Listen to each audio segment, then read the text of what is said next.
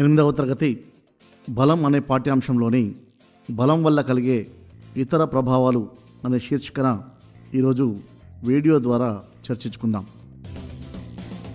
బలం ప్రయోగించడం వల్ల వస్తువుల గమన స్థితిలో, దిశలో మార్పు వస్తుందని మీరు ఇంతకుముందు నేర్చుకున్నారు కదా.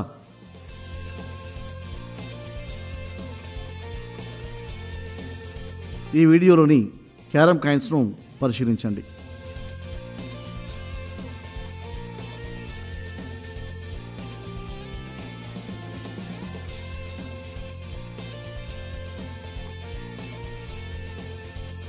క్యారమ్ కాయిన్స్ స్ట్రైకర్తో కొట్టినప్పుడు కాయిన్ యొక్క దిశ మారుతుండడం గమనించవచ్చు.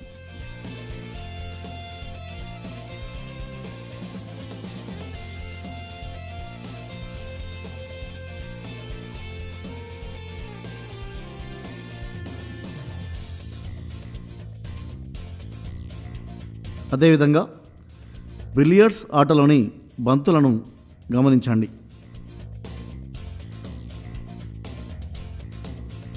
బిలియర్డ్స్ బంతులను క్యూతో కొట్టినప్పుడు బంతుల దిశ మారుతూ ఉండడం మనం గమనించవచ్చు.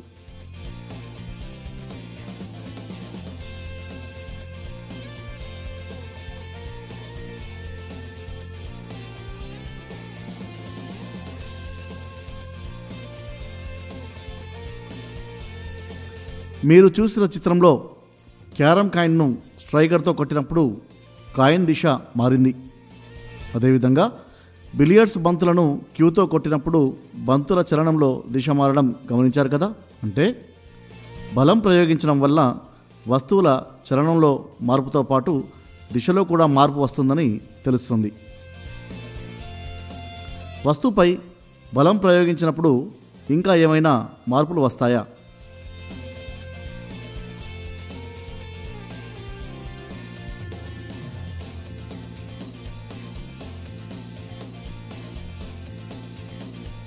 ఈ వీడియోలను పరిశీలించండి. రబ్బర్ బ్యాండ్ను సాగదీసినప్పుడు ఏం జరిగిందో పరిశీలించండి. రబ్బర్ బ్యాండు మరలా యథాస్థితికి రావడం గమనించవచ్చు.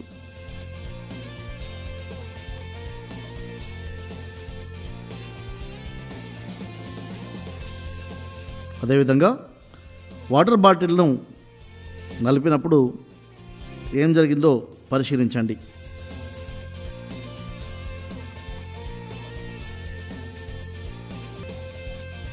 రబ్బర్ బ్యాండుని లాగినప్పుడు ఏం జరిగింది?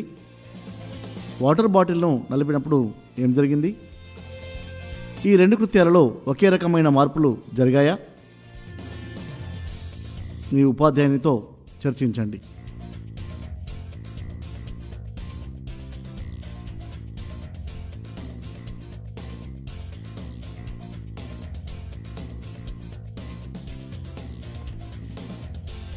రబ్బర్ బ్యాండ్ను బలం ప్రయోగించక ముందు దాని ఆకారం, చేతి వేళ్ల మధ్య ఉంచి సాగదీసినప్పుడు దాని ఆకారం మారింది. తర్వాత మళ్ళీ యథాస్థితికి వచ్చింది. ఇది తాత్కాలిక మార్పు. వాటర్ బాటిల్ మాత్రం బలం ప్రయోగించక ముందు దాని ఆకారం, బలం ప్రయోగించిన తర్వాత దాని ఆకారంలో మార్పు జరిగింది. ఇది శాశ్వత మార్పు.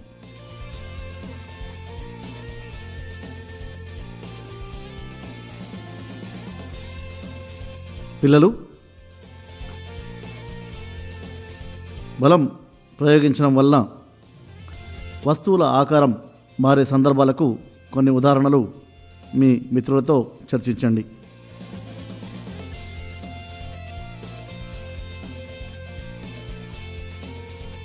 అదేవిధంగా తాత్కాలిక మార్పుకు, శాశ్వత మార్పుకు తేడా ఏమిటి? కొన్ని ఉదాహరణలు ఇవ్వండి.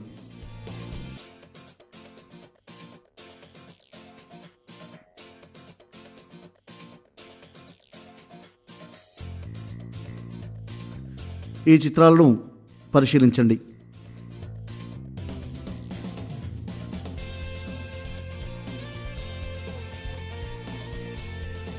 రబ్బర్ బ్యాండ్ను సాగదీసినప్పుడు రబ్బర్ బ్యాండ్ తిరిగి యథాస్థితికి రావడం గమనించవచ్చు.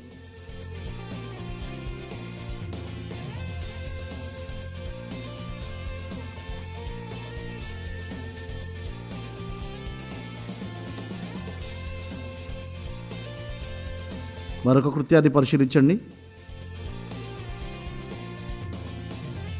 స్పాంజిని పిండినప్పుడు స్పాంజి వివిధ ఆకారాల్లో మార్పు జరగడం గమనించవచ్చు. అదేవిధంగా పేపర్ను చింపివేసినప్పుడు పేపర్ ముక్కలు యథాస్థితికి రాలేదు. బాటిల్ను నలిపివేసినప్పుడు బాటిల్ తిరిగి యథాస్థితికి రావడం కుదరదు.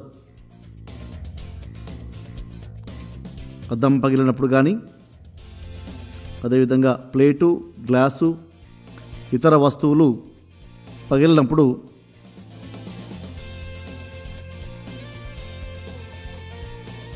ఎలాంటి మార్పులు జరిగాయో మనం పరిశీలించవచ్చు. ఈ వస్తువులు తిరిగి యథాస్థితికి చేరుకోవు.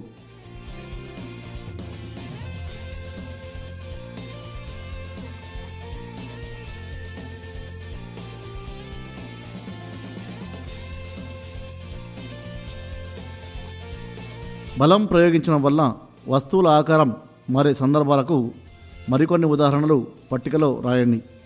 అవి తాత్కాలిక మార్పులైతే టీ అని, శాశ్వత మార్పులైతే పి అని ఈ పట్టికలో రాయండి.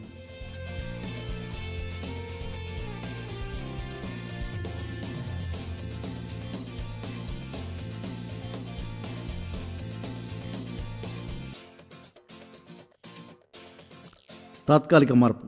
బలం ప్రయోగించడం వల్ల కొన్ని వస్తువుల ఆకారాల్లో మార్పు జరిగి మరలా యథాస్థితికి చేరినట్లయితే దీనిని తాత్కాలిక మార్పు అంటారు. ఉదాహరణకు స్పాంజి, రబ్బర్ బ్యాండులలో తాత్కాలిక మార్పు జరిగింది. అదేవిధంగా శాశ్వత మార్పు. బలం ప్రయోగించడం వల్ల కొన్ని వస్తువుల ఆకారాల్లో పూర్తిగా మారి మరలా యథాస్థితికి మారనట్లయితే దానిని శాశ్వత మార్పు అంటారు. ఉదాహరణకు అద్దం పగలడం, రొట్టె తయారీ, బాటిల్ను నలిపివేయడం, పేపర్ను చెంపివేయడం, ఇవన్నీ కూడా వివిధ రకాల మార్పులకు ఉదాహరణలు. ఇంతవరకు మనం బలం వల్ల ఆకారంలో మార్పు కలుగుతుందని తెలుసుకున్నాం కదా. బలం వల్ల వస్తువులపై ఒత్తిడి ప్రభావం ఉంటుందో లేదో ఇప్పుడు ఈ చిత్రాలను పరిశీలించి తెలుసుకుందాం.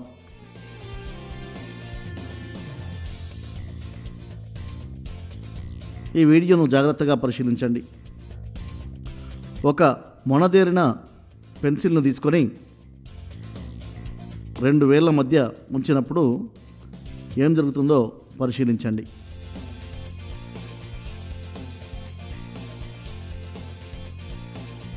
మీ దగ్గర ఉన్న పెన్సిల్ను తీసుకోండి, ప్రయత్నం చేయండి.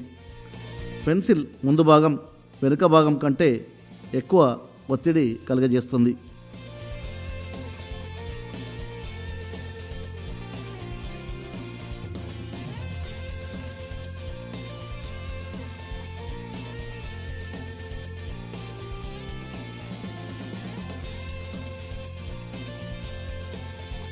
అదేవిధంగా మరొక కృత్యాన్ని పరిశీలిద్దాం. ఒక బకెట్ తీసుకొని దానిలో కొంత బరువును ఉంచండి. ఆ బకెట్ బరువును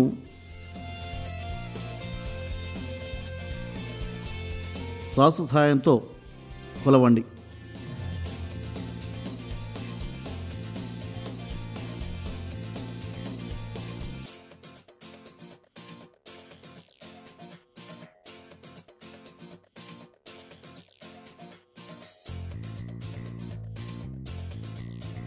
ఇప్పుడు వివిధ రకాల మందాలు ఉన్న ప్లాస్టిక్ వైర్లను తీసుకోండి. ముందుగా ఎక్కువ మందం ఉన్న వైర్ను బకెట్కు కట్టి కొంత ఎత్తుకు లేపినప్పుడు మీ చేతి వేళ్లపై కలిగే ఒత్తిడిని పరిశీలించండి.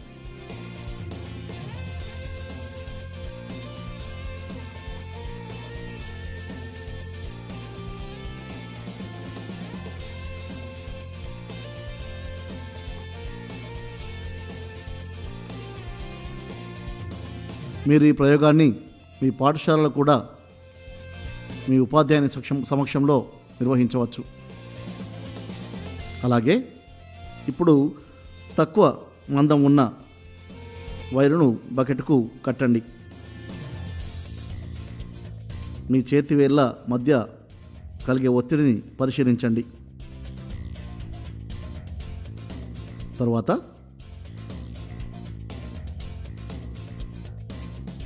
చాలా తక్కువ మందం ఉన్న సన్నని వైరును కట్టి బకెట్ను పైకి ఎత్తండి. మందం తగ్గిన కొద్దీ వేళ్లపై కలిగే ఒత్తిడి పెరగడం మనము గమనించవచ్చు.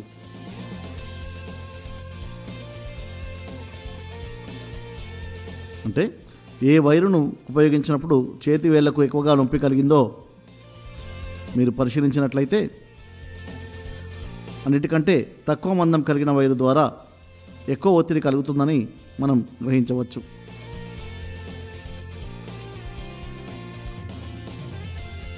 మీరు ఉపయోగించే స్కూల్ బ్యాగులు కూడా పట్టీలు మందంగా ఉండడం మీరు చూసే ఉంటారు.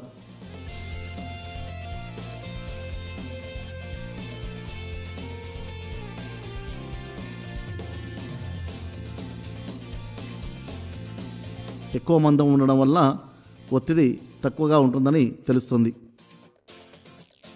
ఈ రెండు కృత్యాలలో ఏం జరిగింది మీ మిత్రులతో చర్చించండి.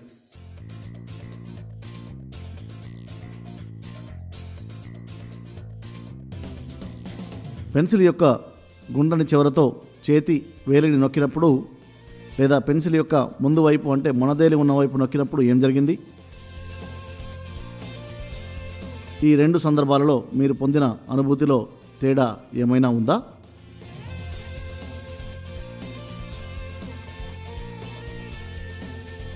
మీ ఉపాధ్యాయునితో చర్చించండి. అదేవిధంగా మనం వాడే కూరగాయల బ్యాగు లేదా స్కూల్ బ్యాగులకు వెడల్పైన పట్టీలు ఉంటాయి కదా. మీరు చూసిన కృత్యంలో 3 రకాల తాడులను బకెట్కు కట్టినప్పుడు వీటిలో మొదటిది వెడల్పు ఎక్కువగా, రెండవది వెడల్పు తక్కువగా, మూడవది ఇంకా తక్కువగా ఉంది. వీటిలో మనకు దేనివల్ల నొప్పి ఎక్కువగా అనిపిస్తుంది?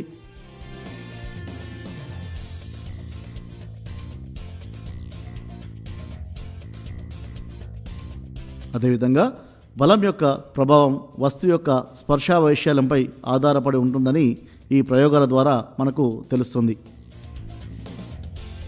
అంటే స్పర్శాతల వైశాల్యం తక్కువగా ఉన్నప్పుడు ఎక్కువ ఒత్తిడి కలిగా చేస్తుందని తెలుస్తుంది. అంటే అధిక బరువులు తీసుకువెళ్ళే లారీలకు ఎక్కువ సంఖ్యలో వెడల్పైన టైర్లు ఎందుకు ఉంటాయో మనం గమనించవచ్చు. స్పర్శా వైశాల్యం పెరిగితే బలం ప్రభావం తగ్గుతుంది.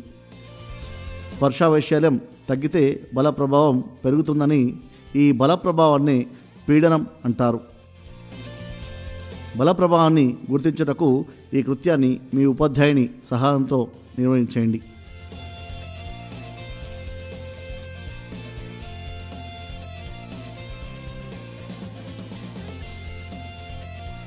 మీ ఉపాధ్యాయునితో చర్చించి బల ప్రభావం వల్ల కలిగే పీడనానికి కొన్ని ఉదాహరణలు రాయండి.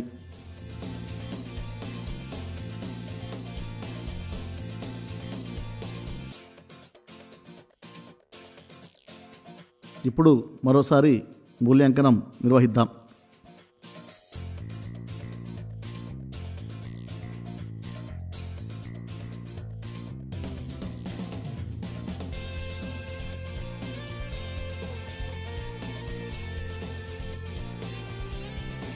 వస్తువుపై బలం పనిచేసినప్పుడు ఎలాంటి మార్పులు వస్తాయో ఉదాహరణలు రాయండి.